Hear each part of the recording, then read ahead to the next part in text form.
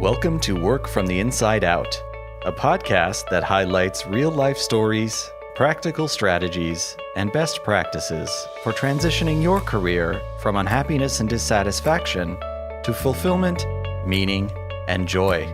Now here is your host, career and executive coach, Tammy Guler-Loeb.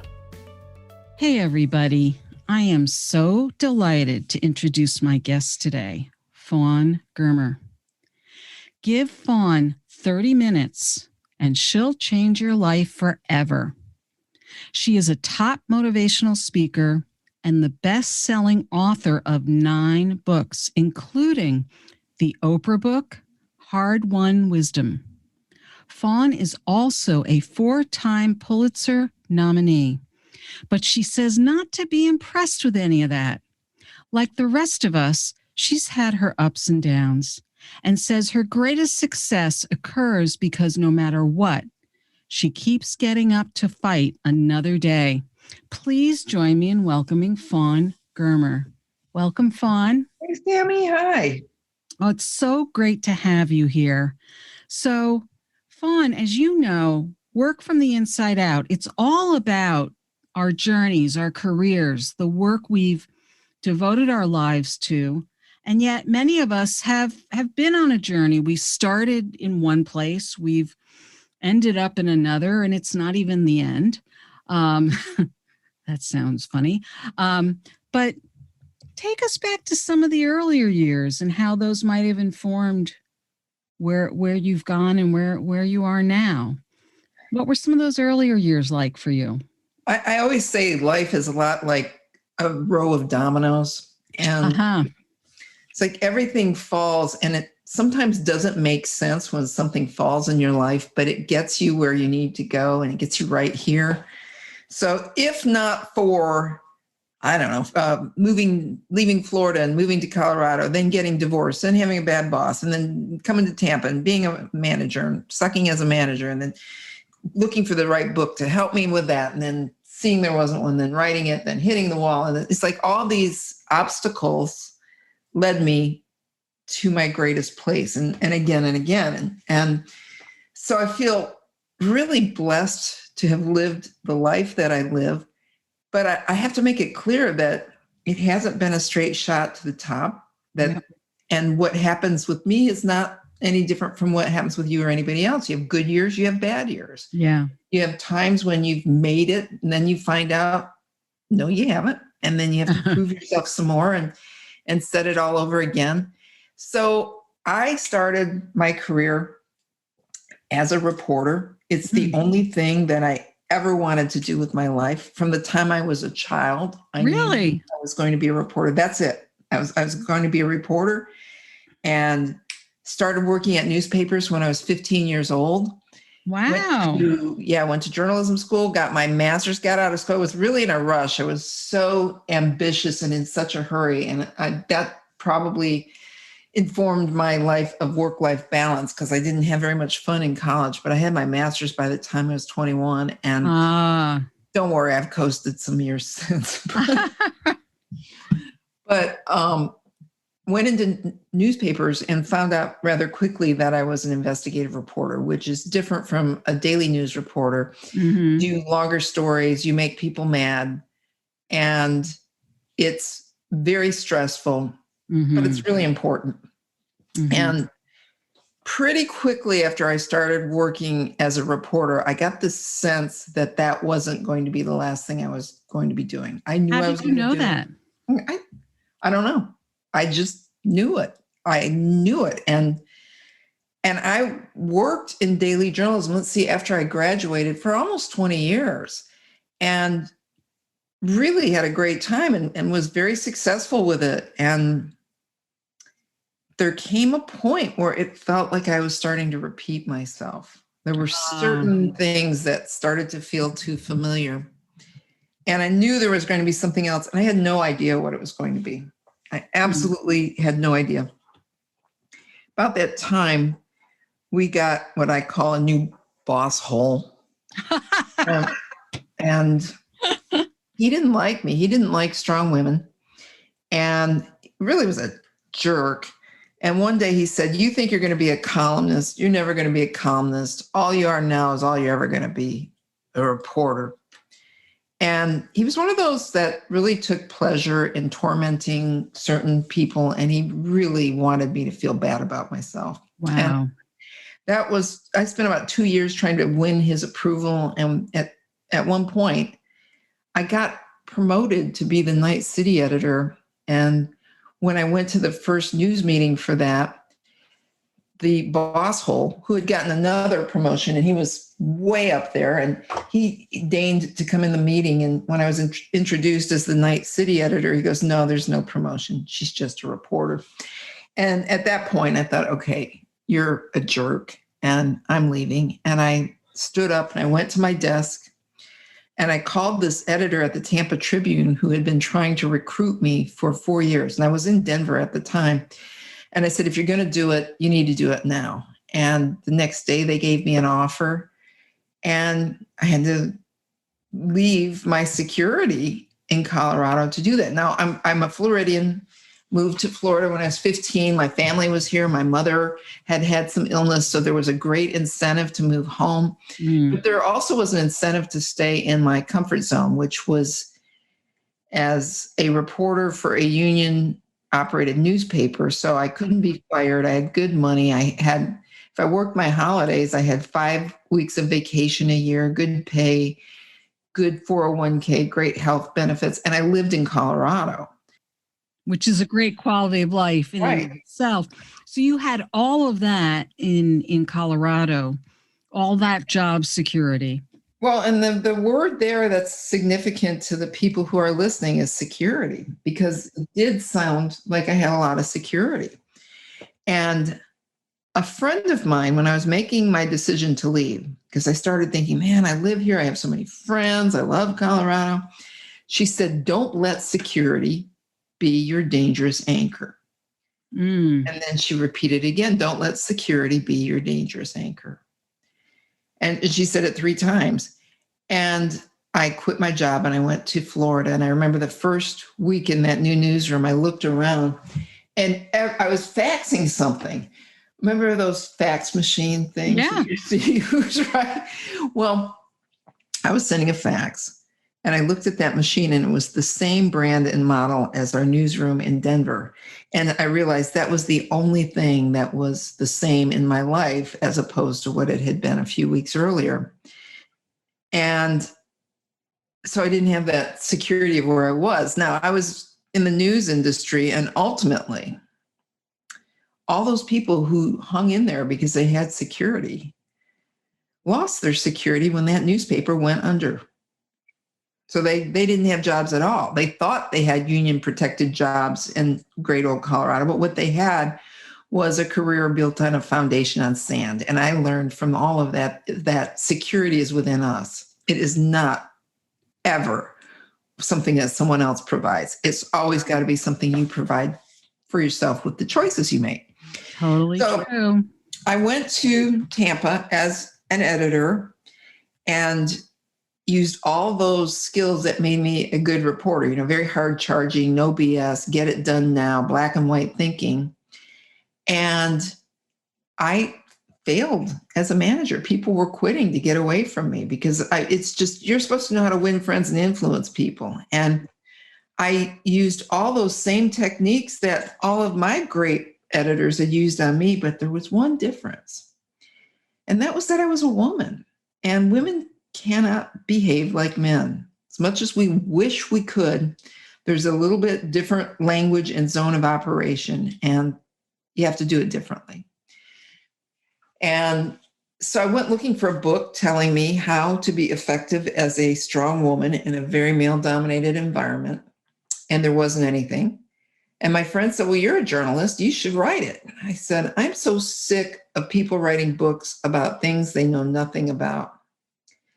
But then I thought about it. It's like, yeah, I'm a journalist, and I can get to just about anybody. And nobody had gone to the strongest women of our times to ask them what they learned the hard way. And I thought, well, I'll do that. And pretty quickly, I got really powerful, famous women into that first book, Hard-Won Wisdom. And the one point they kept driving home again and again was, you got to take risk. You'll never know your potential. Risk is everything. That's how you define your success. And I quit my job to write the book. Because I thought, well, the worst thing that can happen is I've taken a time out and I got $1 million worth of free therapy and go back to a newsroom. But having this plan that I was going to do the interviews, write the proposal, there'd be a bidding war, high 6 figures, maybe low 7. And then my book would sell after the bidding war and I'd write it. And then Oprah would grab it and wake me up in the middle of the night and say, I love your book. And then fly me on a Learjet to the Harpo studios. And then she'd love me so much, she would have me for dinner that night at the condo with her and Stedman and Gail. And I always tell people it's so important that you have a plan for your success, because that's the greatest piece of fiction you will ever write. And in my particular case, I quit my job to write my book. A number of people were laughing that I was doing that. A number were rooting for me to fail. I just got an email right before I logged on with you from an old editor in Tampa, and he says, there are so many people eating crow about what happened with you. And what happened with me was a lightning strike, really. I got my book rejected by every major publisher in the United States, and I kept persevering. Had to figure out what the problem was. I did. Got a different agent, reformatted the whole book, and had a bidding war on my book, and then got the first copy the day before 9/11. My book tour got canceled. I fought my way through that, rented a car, a Ford Escort. So I had no money left by this point. I mean, it had been a couple of years since I'd quit my job, and I went and mooched off of every person I knew around the country promoting that book. I wrote 29 letters to Oprah. All the authors had pretty much been pulled off the road because of concerns of 9/11. Yeah. So that the fact that I was out there gave me a tremendous advantage because I got a lot of media. And I wrote all my letters to Oprah and something worked. And then I had Oprah holding up my book saying how inspiring it was. Oh, I forgot a really important thing in the story is that when my book wasn't selling, a friend of mine said, you ought to be a professional speaker. I said, you get paid for that? She goes, oh yeah, they make a lot of money. And I looked it up and I was like, they do make a lot of money. So I started going to Toastmasters every week for months and months to get to be a polished speaker. And I joined the National Speakers Association to learn the business of it. And just hearing my friends say that and then acting on that, it's what gave my career its greatest joy. Absolutely, with no doubt, is that I was meant to be a speaker. I love that so much. I've had so much fun with it. And that never would have happened if I had sold my book immediately. It probably would have been a mid-list book and it got done, go back to the newsroom and been in a dying profession watching everybody get laid off. And instead, I've had this second career that I never envisioned and nobody would envision because I was an investigative reporter. Everything is negative, and I went into being a motivational speaker where everything's positive. And I know no other investigative reporter who's ever done that. And it is my joy. So then I started doing that. And now we're 9 books in. I've got the latest book coming back, How to Win the Job You Want When You've Lost the Job You Need. And it's very different from my other books, and I'm really proud of that. And it's just to honestly take a minute and say that I'm still at the top of my game is really heartening, and it's a privilege. And I'm not saying my age because in my book says don't say your age, but I'm not in my 30s anymore, and okay, I'm out of my 40s, and we'll just stop there.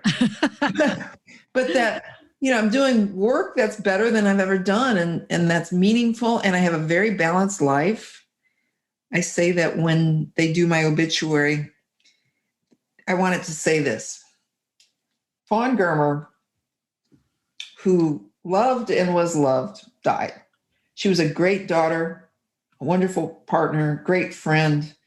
She had a lot of people in her life that mattered to her and who she mattered to. She was a passionate kayaker, an excellent cyclist, and a constant swimmer. And oh yeah, she was a reporter and wrote books and spoke. Because, it's like what matters in your life is your life. It's not what you do. What I do is part of it. It's a lot of fun. I spend a lot of time on it, but I spend a lot of time kayaking too. So yeah, it's all about the big picture with me. So that's the story. Yeah, it's a great story. Thanks. I'm curious. I wanted to just back up a little bit. Maybe out of my own curiosity, my listeners' curiosity. So you left your job to write your book, Hard-Won Wisdom. The book came out on, would we say 9/10? That's what I got the first 2001. Copy. It was. That's when you got the first copy. Yeah. So on 9/11, I'm signing the first copy at a Cracker Barrel in Bradenton, Florida, for my mom and dad. My mom was paralyzed by a stroke. Never thought she would live long enough to see that book published. And she actually lived long enough to see 7 books published. Wow. But so I felt like I had to hurry down there and get it signed because honestly, I didn't think I would live long enough to see that thing published. So it was a real treat. And while Dad was paying the check, he comes back and he goes, they just said somebody flew an airplane into the World Trade Center. And talk about a moment that changed everyone's lives. Yeah. How long had it been since you had left your job till that book was published? Well, let's see. So 2 years. 2 years, yeah. And I started the book at least 6 months before I left my job. So yeah, it was 2.5 years into it. So I mean that makes perfect sense. So and then you had a friend who suggested that you start speaking. Now you were working with a publisher. Did the publisher at any point suggest that you book some speaking engagements or anything? No, my friend said that before I had a publisher. That was like just like this. Oh, you should. Oh, okay. Oh. So then I'm still on my treadmill, and then that wasn't part of my marketing proposal. I see. And honestly, in all my books, and I've sold a lot of books, but I'd say 90% of my books were sold because of my speaking. Yeah. And once somebody sees me speak, I sell lots and lots of books. Yeah. And it makes me good as a speaker because I always have some new material to talk about. And being a journalist, I don't do what a lot of other speakers do, which is Google some 10 talking points and then build a speech around it. I mean, I go out there and I get some new material and then I have something. So the books make me a successful speaker and the speaking makes me a successful author. It's just, and it's fun. Here's the thing about speaking. Everybody's in a good mood on the day of the event because everybody's in town. There's a lot of energy. It's really fun.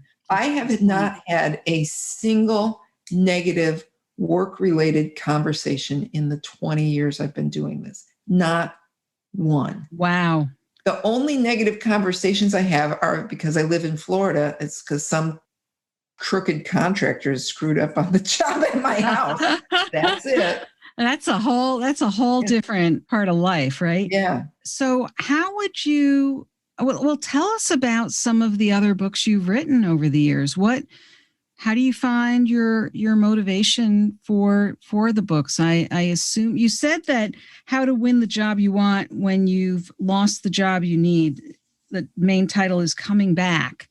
Yeah. On that. That's your most recent book. Am I correct on that? Right. So that book you said is somewhat different from your other books. So I just wanted to let people know what some of your other books are, and then let's talk a little bit about your most recent book. So Well, I like talking about all of them because it's like saying which is your favorite child, and they're all Right. my favorite child. So like you held up one you bought, Reset, which is very personal to me, work-life reset. Yes, work-life reset. Yep, I have it right And here. that was born out of the worst year of my life. I mean, here I am, I'm a motivational speaker. My relationship ended. My mother died. My dad died. That's all within 2 months. I bought it. And in that same 2 months, I bought a move-in ready house with my friend as the realtor that turned out to be a hole in the ground for money. And my friend vanished. And I mean, it was the worst year ever. It was so bad. And after the anniversary of my mom's death, I needed to reboot my life. And I just made this decision to start on our southernmost beach in my county, which is that would be near St. Petersburg. And every day I would walk 7 to 13 miles. And until I had done our entire coast here in Pinellas County. So it's like 60 miles. And I found myself again because I was ready to get some antidepressants. There's no crime in that, but I thought I wanted to try that first. And by the time I had spent 2 weeks just hiking in that fresh air, and some of these hikes I had to kayak to one island to get to it, to walk it, and I took a ferry to one and took a boat to another. I was like, it wasn't the most easy thing to do logistically. But by the time I was done, I had hope and I had me back. And so I started looking at the concept of resetting your life. So that book has been as successful as my Oprah book. So, what's interesting about that is you set a goal and you had something, while you were in the midst of, right. A lot of grief, a lot of sadness in your life. And really, it sounds like having been, feeling abandoned or betrayed by this friend. Yeah. Oh, and another friend too. Yeah. And so you created a, kind of a project or a goal that you devoted yourself to, and it obviously brought you some great benefit. And that's my coping strategy now for anything. But you're very right about that. And it kickstarted me. It was like by the fourth day, I woke up and I'm like, oh, where am I going today? And you have to understand the logistics of this county where I am. So I'm on the west coast of Florida, and a county that has a lot of traffic. Yes. So if I'm going to the beach, I am not going to go to the beach in St. Pete. I'm going to go to Clearwater Beach or one of the state parks up here in Dunedin. I'm not going to go to Madeira Beach or Indian Rocks Beach or anything. They're beautiful beaches. I'm going to my beaches. Well, every day I had to go to one I wasn't used to. And I've now done that walk 4 times, I think. And it's not as magical when you're happy, because it's just then your feet just hurt, right? Yeah. But I did this thing, and by the 4th day, it's like, oh, where am I going today? And that's where hope returned. Right. So, and I've got 4 books that are just diehard women's leadership books. That is a passion of mine, to make women more successful so that none of them ever face what I faced working for that boss hole. Yeah. So Hard-Won Wisdom and Mustang Sally's, one was about finding your power, the other's about using it. And I interviewed very famous, accomplished women.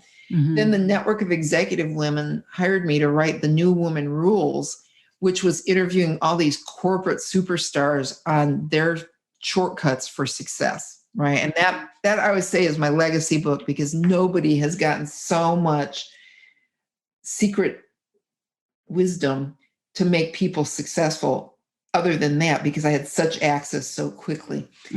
So I am proud of that one. And then I did my book Pearls, because as people were starting to buy digital downloads, it was getting a little harder to sell books at events. And so Pearls is this gift book where I took quotes from the first 3 books.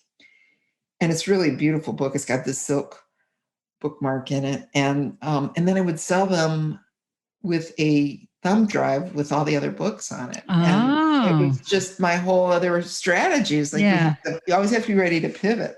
Yeah. And then I did a workbook, which is Aha Moment. A book called Finding the Up in the Downturn, which was born of the Great Recession and certainly would be of use right now. Yes. And, I did a novel called Mermaid Mambo. I'm going to write the sequel someday when I'm sitting on the beach, but not yet. I'm a nonfiction person mostly.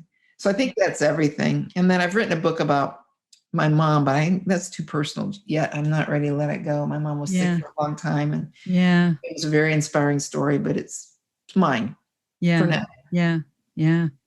Wow. It sounds like writing for you is there's just something so satisfying about it for you. Love it.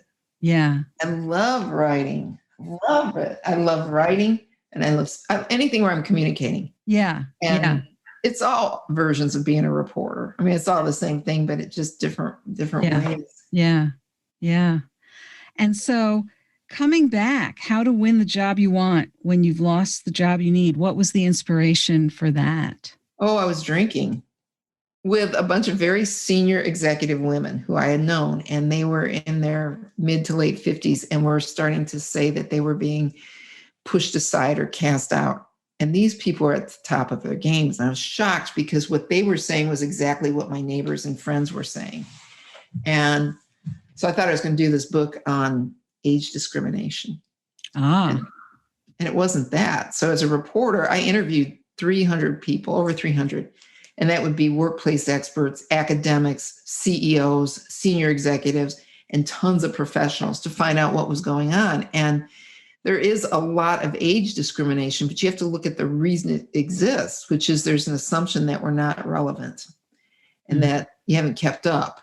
So you have to position yourself as the best person for the job 5 years from now, not today. Mm-hmm.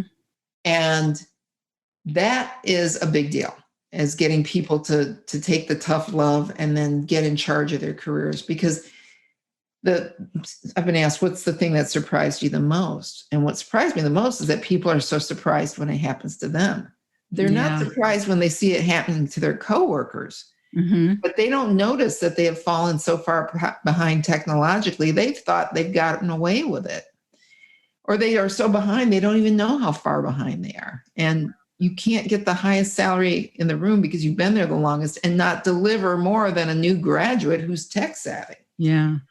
So it's that feels like a very important book to me, because I'm getting the emails right now are just amazing from people saying, I had no idea why I couldn't get hired. And then I started doing these things you said, and now I'm getting interviews. A whole different approach to it. Wow.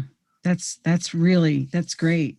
Because I hear those stories from people all the time. And, for some people, they do want to get ahead, or they do want to continue to climb that ladder. For others, they realize they actually want to get off the ladder, but they still are looking for something that is going to make them feel successful.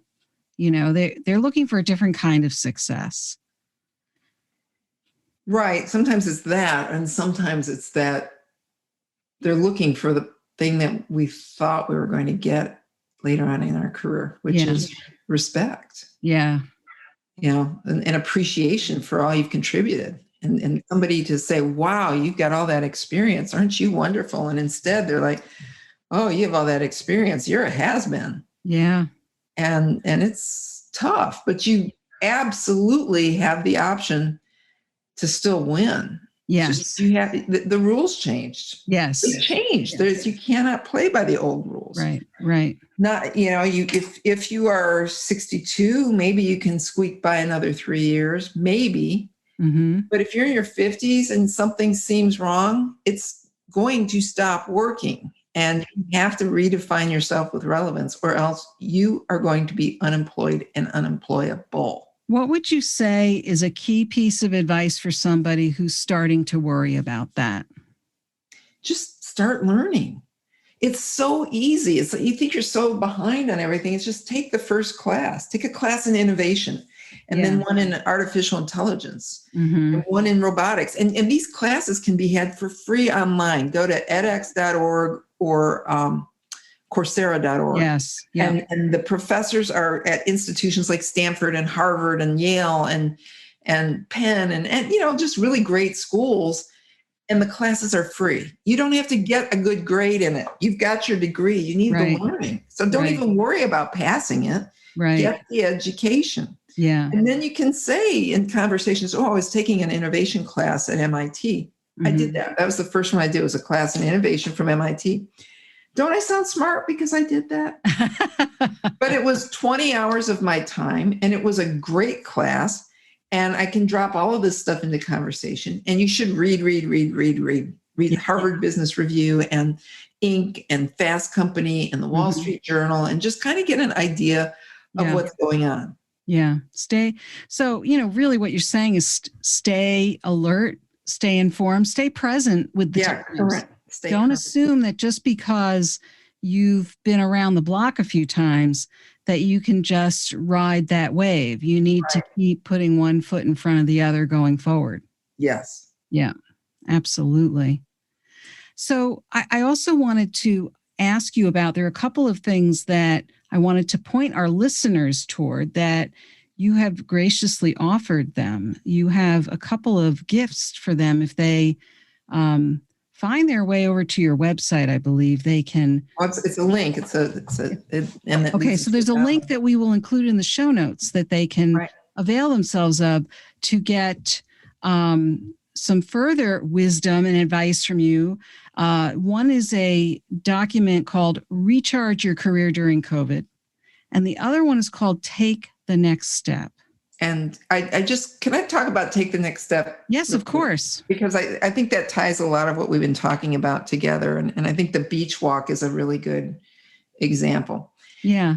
So right now, a lot of people are having a lot of trouble with their careers, and they can't kickstart them, and they aren't getting hired, and they're so frustrated. And I have to bring this back to what I learned walking, because I don't have the best feet. My feet, they're big, clunky feet. And by the time I hit the 7th mile, my feet are screaming, but I may need to go 6 more miles. And I learned that if I take the next step, and then the next, and then the next, I always get to where I need to go. And if your career is in trouble, or you feel like something's not working, the one thing that's going to get you there is taking the next step. Always having something on your list that you can do that's going to move you forward, because the people who really die the quickest out there are the ones who stop taking the next step. And they listen to people saying there's no opportunity. They read the headlines. They just decide that that's their truth. So then there is no opportunity.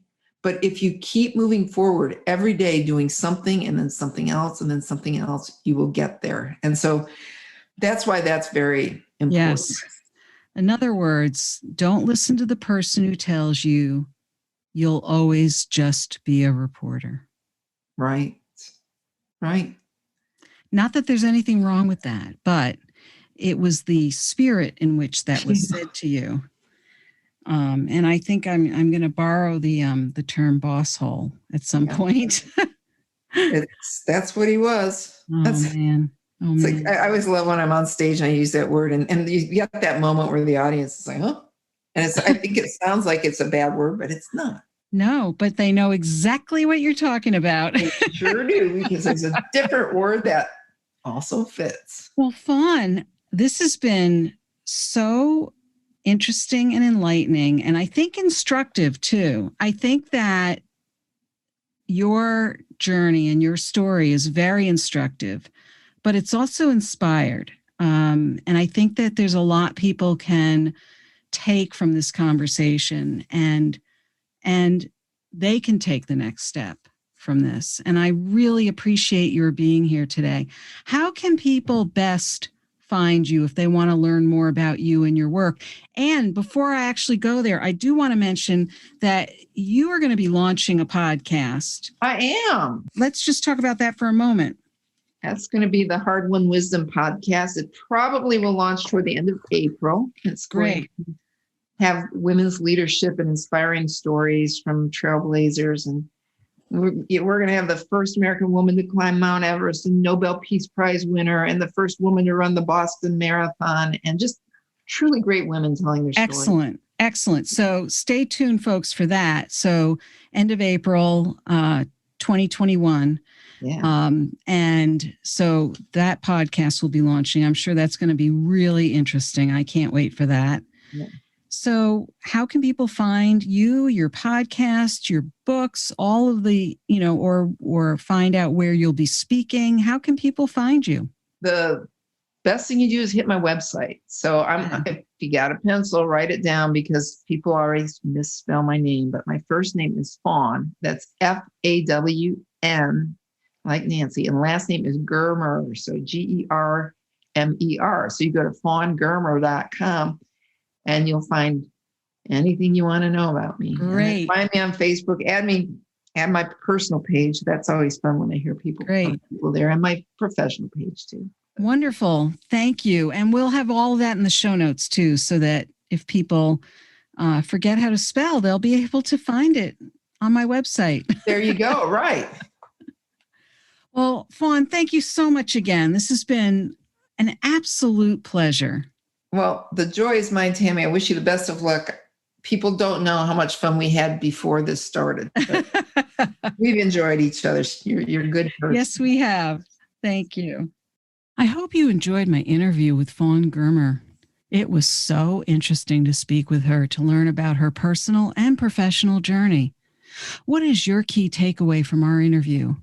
If you are interested in any of the resources or links mentioned in today's podcast, you can find them on the blog page of my website at tammygoolerloeb.com. Just look for episode 129.